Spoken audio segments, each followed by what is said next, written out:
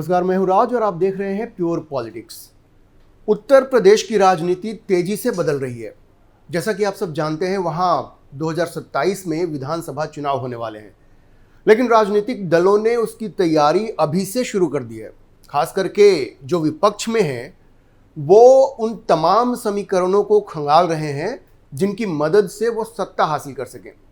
अब उत्तर प्रदेश की जो प्रमुख विपक्षी पार्टी है, समाजवादी पार्टी, उसको और उसके जो नेता हैं अखिलेश यादव, उनके लिए जो सबसे बड़ी समस्या खड़ी हो गई है वो ये है कि योगी आदित्यनाथ जो वहाँ के मुख्यमंत्री हैं, उनका कद लगातार बढ़ता जा रहा है। उनका लगातार बढ़ता हुआ कद, लगातार बढ़ता हुआ प्रभाव, ये उनके लिए एक बहुत बड़ा हेडक बनता जा रहा है।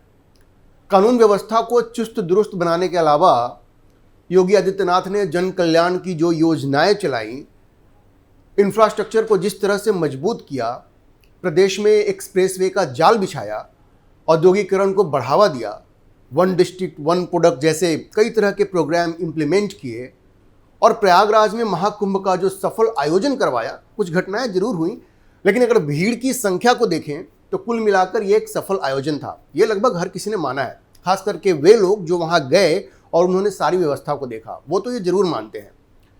तो इन सब ने आज की तारीख में उत्तर प्रदेश में योगी आदित्यनाथ की जो छवि बना दी है, उसने समाजवादी पार्टी के प्रमुख अखिलेश यादव के मन में एक तरह का भय पैदा कर दिया है। और ये भय किस बात का है? ये भय इस बात का है कि अभी के जो राजनीतिक हालात हैं उत्तर प्रदेश में, उनमें इस बात की कोई संभावना उनको नहीं दिख रही है कि वो अकेले योगी आदित्यनाथ के नेतृत्व वाली भारतीय जनता पार्टी को 2027 में अपने दम पर हरा पाएंगे। और इस बात ने अखिलेश यादव की नींद उड़ा दी है। अब आज की तारीख में उत्तर प्रदेश में जो सामाजिक समीकरण हैं, उसमें भी भाजपा के नेतृत्व वाली एनडीए को जबरदस्त बढ़त हासिल है। सवर्ण जातियों में तो भाजपा को पारंपरिक रूप से बढ़त होती ही है, और नरेंद्र मोदी के उदय के बाद ओबीसी समाज में भी अगर यादवों को छोड़ दें तो भाजपा की जबरदस्त पकड़ बन गई है। पकड़ पहले भी थी, कल्याण सिंह के ज़माने में भी थी, लेकिन जब से नरेंद्र मोदी प्रधानमंत्री बने हैं तब से ये पकड़ और भी मजबूत हो गई है। और जहाँ तक दलित समाज की बात है, तो जाटव समुदाय जो अभी भी मायावती के साथ पूरी तरह से, क्योंकि वो उसी समुदाय से आती हैं, लेकिन अगर उसको छोड़ दें तो जो दलित समुदाय है वो भी बसपा के बाहर अब विकल्प तलाश कर रहा है। और भाजपा की ओर भी उनमें से कई जातियों का, दलितों में से कई जातियों का झुकाव भाजपा की तरफ बढ़ रहा है। तो अखिलेश यादव के पास ले देकर वही पुराना मुस्लिम यादव समीकरण है, और वो एक तरह से वहां रुक गए हैं, स्टैग्नेट कर गए हैं। ऐसे में अखिलेश यादव को ये लग रहा है कि इस समीकरण के दम पर तो वे अकेले योगी आदित्यनाथ को 2027 में हरा नहीं पाएंगे। इसलिए अब खबर ये आ रही है कि अखिलेश यादव एक बार फिर से मायावती के साथ गठबंधन बनाने की दिशा में सोच रहे हैं। और मीडिया में जो खबरें आ रही हैं उनके मुताबिक न सिर्फ वो इस दिशा में सोच रहे हैं, बल्कि प्रयास भी शुरू कर दिया है। ऐसी खबरें आ रही हैं कि सपा और बसपा के नेताओं के बीच इस दिशा में शुरुआती बातचीत हो चुकी है, और कुछ ही दिनों में अखिलेश यादव और मायावती के बीच भी मुलाकात हो सकती है। ऐसी खबरें मीडिया में आ रही हैं। इस बातचीत को आगे बढ़ाने के लिए अखिलेश यादव और मायावती के बीच भी मुलाकात हो सकती है, ऐसी खबरें आ रही हैं। अब समस्या यह है कि समाजवादी पार्टी और बहुजन समाज पार्टी दोनों के लिए एक तरह से अस्तित्व का संकट खड़ा हो गया है। दोनों को यह डर सता रहा है कि जिस तरह के राजनीतिक हालात हैं उत्तर प्रदेश में, उसमें उनके इर्रिलेवेंट, अप्रासंगिक होने का खतरा है। वैसे आप देखिए कि 2024 के चुनाव में समाजवादी पार्टी को बड़ी जीत हासिल हुई थी। 80 लोकसभा की सीटों में से 37 सीटें समाजवादी पार्टी को मिली थी। कांग्रेस को 6 सीटें मिली थी, क्योंकि वो समाजवादी पार्टी के साथ गठबंधन में थी, तो 6 सीट उसको भी मिल गई। वैसे बहुजन समाज पार्टी अपना खाता नहीं खोल पाई थी। भाजपा को सिर्फ 33 सीटें मिली थी। 62 जो पिछली बार उन्हें मिली थी 2019 में, उसकी तुलना में सिर्फ 33 सीटें मिल पाई उनको। लेकिन अखिलेश यादव की वो खुशी ज़्यादा दिनों तक नहीं चल पाई। 2024 के बाद भाजपा ने जिस तरह की वापसी की है पूरे देश में, और उसके बाद उत्तर प्रदेश में भी, उससे अखिलेश यादव हिल गए हैं। किसने सोचा था कि भाजपा 4 जून के बाद इस तरह से देश में पॉलिटिकल नैरेटिव को बदल देगी? पहले हरियाणा में जीत, फिर महाराष्ट्र में और अब दिल्ली में। चारों तरफ जैसे नरेंद्र मोदी और भारतीय जनता पार्टी का डंका बज रहा है। ये नैरेटिव बन गया है। और उत्तर प्रदेश में 2024 के बाद जो 10 विधानसभा के उपचुनाव हुए, उसमें से भाजपा लगभग 8 सीटें जीत गई हैं, जिसमें कुंदरकी और मिल्कीपुर की जीत तो खास रही है। कुंदरकी में जो एक मुस्लिम बहुल विधानसभा का क्षेत्र है, वहाँ भारतीय जनता पार्टी का जीतना अपने आप में किसी आश्चर्य से कम नहीं था।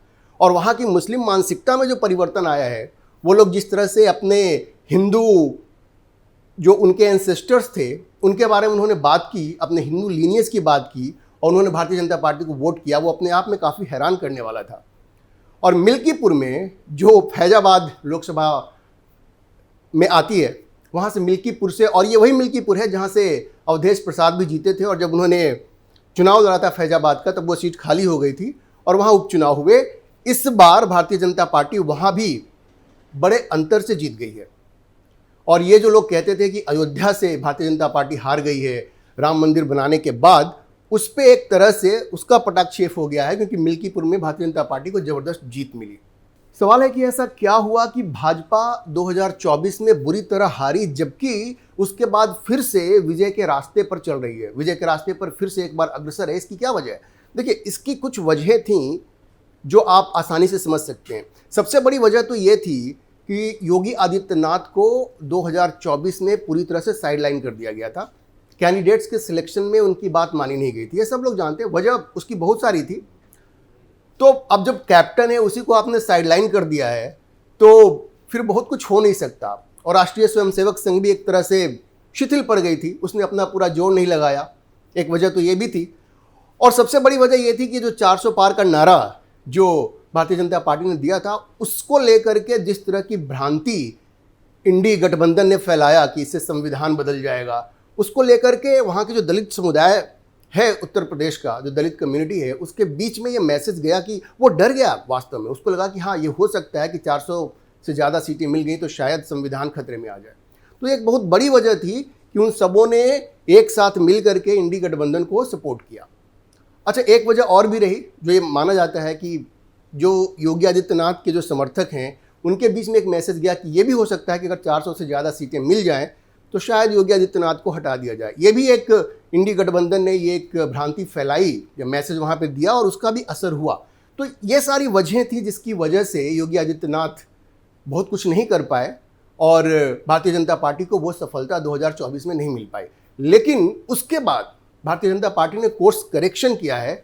अब योगी आदित्यनाथ फुल कमांड में हैं, उनको पूरी छूट मिली है और उन्होंने डिलीवर करके दिखाया है। जो 10 विधानसभा के उपचुनाव हुए हैं उसमें भारतीय जनता पार्टी का शानदार प्रदर्शन रहा है। सवाल यह है कि क्या सपा बसपा गठबंधन योगी को हरा सकता है? देखिए, ऐसा लगता नहीं है, लेकिन अखिलेश और मायावती के सामने अब कोई रास्ता भी नहीं बचा है, उनके लिए अस्तित्व का संकट है। वैसे ये गठबंधन अगर हुआ समाजवादी पार्टी और बहुजन समाज पार्टी के बीच में तो कोई नई बात नहीं होगी। यह गठबंधन पहले भी हो चुका है, पहले 2 बार हो चुका है, ये होगा तो तीसरी बार होगा। आपको याद होगा 1993 में पहली बार ये गठबंधन हुआ था जब काशीराम भी जिंदा थे और तब मुलायम सिंह भी जिंदा थे, और पहली बार समाजवादी पार्टी और बहुजन समाज पार्टी का गठबंधन हुआ था। हालांकि रिजल्ट जो आए थे वो भी आपको चौंकाने वाले थे उस वक्त, क्योंकि इतना बड़ा जो गठबंधन था, पूरा ओबीसी कम्युनिटी मुलायम सिंह यादव के पीछे खड़ी थी और पूरी जो दलित कम्युनिटी थी वो बहुजन समाज पार्टी के पीछे खड़ी थी। लेकिन इस गठबंधन को उस प्रोपोर्शन में, उस अनुपात में वोट नहीं मिल पाया था। जब रिजल्ट आए तो वो चौंकाने वाले थे, क्योंकि भारतीय जनता पार्टी को अकेले 177 सीटें मिली थी और समाजवादी पार्टी और बहुजन समाज पार्टी को मिलाकर के 176 सीटें मिली थी। मतलब भाजपा को फिर भी 1 सीट ज़्यादा मिली थी। उस वक्त टोटल सीट थी 425। तो सरकार तो समाजवादी पार्टी और बहुजन समाज पार्टी नहीं बनाया, लेकिन उनको फिर समर्थन लेना पड़ा कांग्रेस से और जनता दल से, इन लोगों ने मिलकर के वो सरकार बनाई। लेकिन अगर इन 2 गठबंधनों की बात करें तो भाजपा को 1 सीट ज़्यादा मिली थी। और वोट परसेंटेज की भी बात करें तो भाजपा को तकरीबन 33.3% वोट मिला था, जबकि समाजवादी पार्टी और बहुजन समाज पार्टी को मिला करके 29.06, मतलब तकरीबन 4% वोट भी भारतीय जनता पार्टी को ज़्यादा मिला था इस गठबंधन से 1993 में। तो इसलिए कई बार जो गणित होता है ना, कास्ट का जो एरिथमेटिक होता है, वो चुनाव में काम नहीं कर पाता। उस वक्त काम किया, चूँकि बाकी सारे लोग जो थे, ऑपोजिशन जो यूनिटी थी वो बहुत ज़्यादा थी और भारतीय जनता पार्टी हारी और इनकी सरकार बनी। लेकिन ये जो समीकरण, जो चुनाव में जो समीकरण बने और जो रिजल्ट आए, उसको देख करके ऐसा नहीं लगा कि भारतीय जनता पार्टी को इस गठबंधन से कोई बहुत ज़्यादा नुकसान हुआ हो। अब ये तो 1993 में हुआ, उसके बाद 1995 में गेस्ट हाउस कांड हुआ, वो सरकार गिरी, बाकी इतिहास आपको मालूम है। अब ये दूसरी बार इन्होंने गठबंधन किया 2019 लोकसभा चुनाव में।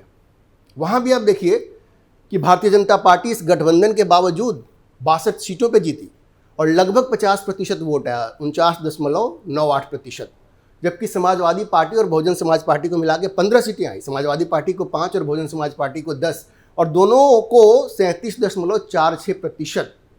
मतलब यहाँ भी भारतीय जनता पार्टी को ज़बरदस्त बढ़त मिली, बावजूद इसके कि ये दोनों पार्टियाँ एक साथ आईं। कांग्रेस तो अलग लड़ी थी। अब देखिए, बहुजन समाज पार्टी के लिए भी स्थिति कोई अच्छी नहीं है। 2022 के असेंबली चुनाव में, असेंबली पोल में उनको 1 सीट मिली और वोट प्रतिशत वही 12-13% के आसपास था। तो उनके लिए भी अब अस्तित्व का संकट है। अब मायावती भी करे तो क्या करे, मजबूरी है उनकी भी। इसलिए ये खबर आ रही है कि समाजवादी पार्टी और बहुजन समाज पार्टी अपने अस्तित्व को बचाने के लिए शायद हाथ मिला लें और इस दिशा में वो बात कर रहे हैं। परिणाम क्या होगा, गठबंधन होगा कि नहीं होगा, अभी ये क्लियर नहीं है, लेकिन दोनों पार्टियां बातचीत कर रही हैं, ऐसी खबरें मीडिया में आ रही हैं। सवाल है कि कांग्रेस की स्थिति क्या है। कांग्रेस की स्थिति बड़ी अजीबोगरीब है। देखिए, इंडी गठबंधन के जितने भी घटक दल हैं, उनके लिए अब कांग्रेस एक बोझ बन गई है। कोई उनके साथ रहना नहीं चाहता और कांग्रेस को ये डर हो गया है कि शायद अखिलेश यादव उनको गठबंधन से बाहर निकाल के फेंक दें 2027 में। क्योंकि कांग्रेस जिस तरह से मुस्लिम वोट को टारगेट कर रही है, वो अखिलेश के लिए कोई अच्छा संकेत नहीं है। ये एक मैसेज सारे घटक दलों में गया है इंडी गठबंधन के कि कांग्रेस ये समझती है कि उनको कमज़ोर करके ही वो आगे बढ़ सकती है। अभी आप देखिए कि ये बात इनको समझ में आ गई है, राहुल गांधी को, कि शायद अखिलेश यादव उनको निकाल के बाहर कर दें। तो अब वो मायावती को टारगेट कर रहे हैं, क्योंकि अभी सीधे सीधे, अभी तो गठबंधन में है ना, तो वो सीधे सीधे अखिलेश को कुछ नहीं बोल सकते, लेकिन वो मायावती को टारगेट कर रहे हैं। उसकी वजह क्या है? उसकी वजह ये है, उनके मन में, उनको ऐसा लगता है, एक खुन्नस भी है उनके मन में, क्योंकि 2024 में वो ये चाहते थे कि मायावती भी इंडी गठबंधन का पार्ट बने और जो 9.5% उनको वोट मिला था, अगर वो इंडी गठबंधन को मिलता तो शायद परिणाम और बेहतर होते, भारतीय जनता पार्टी को और भी कम सीटें मिलती। क्योंकि उनका ऐसा मानना है, या इंडी गठबंधन वालों का मानना है, कि 16 सीट कम से कम ऐसी थी जहाँ पे कि बहुजन समाज पार्टी ने ठीक ठाक वोट पाया और उससे भारतीय जनता पार्टी को जीत मिली। तो ये, चूंकि वो अभी इस वक्त अखिलेश यादव को सीधे सीधे टारगेट नहीं करना चाहते, इसलिए वो मायावती को टारगेट कर रहे हैं। तो अखिलेश यादव क्या करना चाहते हैं, ये राहुल गांधी को समझ में बात आ गई है। और बात अखिलेश तक ही नहीं है। आप देखिए दिल्ली में क्या हुआ। दिल्ली के चुनाव में इंडी गठबंधन के सारे घटक दलों ने अरविंद केजरीवाल का समर्थन किया। ये और बात है कि वो हार गए।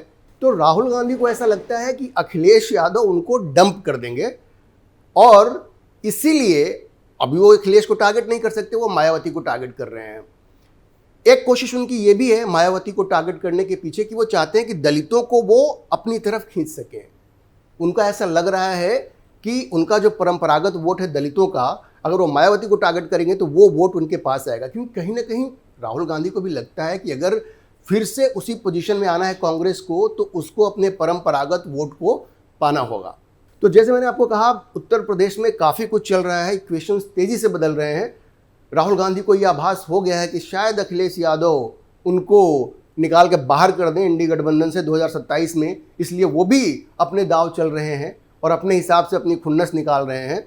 लेकिन जहाँ तक अखिलेश यादव की बात है, वो तो काफ़ी डेस्परेट लग रहे हैं अपने भविष्य को लेकर के।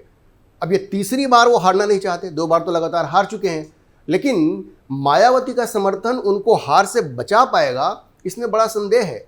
क्योंकि अगर हम पिछले चुनाव को देखें तो समाजवादी पार्टी और बहुजन समाज पार्टी मिलके भी कोई ऐसा कारनामा नहीं कर पाई है जिससे भारतीय जनता पार्टी को कोई चिंता हो। खास करके अभी के दौर में, जब योगी आदित्यनाथ का जो कद है, राजनीतिक कद है, वो तेज़ी से बढ़ रहा है और उनका जो प्रभाव बढ़ रहा है उसको हर कोई स्वीकार कर रहा है। उनकी पार्टी के अंदर के लोग भी कर रहे हैं। अब तो पार्टी ने भी उनको बिल्कुल फ्री हैंड दे दिया उत्तर प्रदेश में, और विपक्ष भी इस बात को मानता है। तो ये समाजवादी पार्टी और बहुजन समाज पार्टी मिल करके योगी आदित्यनाथ को हरा पाएंगे, वो तो आज की तारीख में संभव नहीं लग रहा है। लेकिन दोनों पार्टियां इस दिशा में प्रयास कर रही हैं, ऐसी खबरें आ रही हैं और राजनीति में कुछ भी हो सकता है, आप किसी भी चीज़ को, किसी भी संभावना से आप इनकार नहीं कर सकते। हम आपको इस पे अपडेट देते रहेंगे, लेकिन अभी के लिए इतना ही। अगर आपको वीडियो पसंद आया हो तो आप इसे लाइक करें, शेयर करें और चैनल को सब्सक्राइब करना ना भूलें।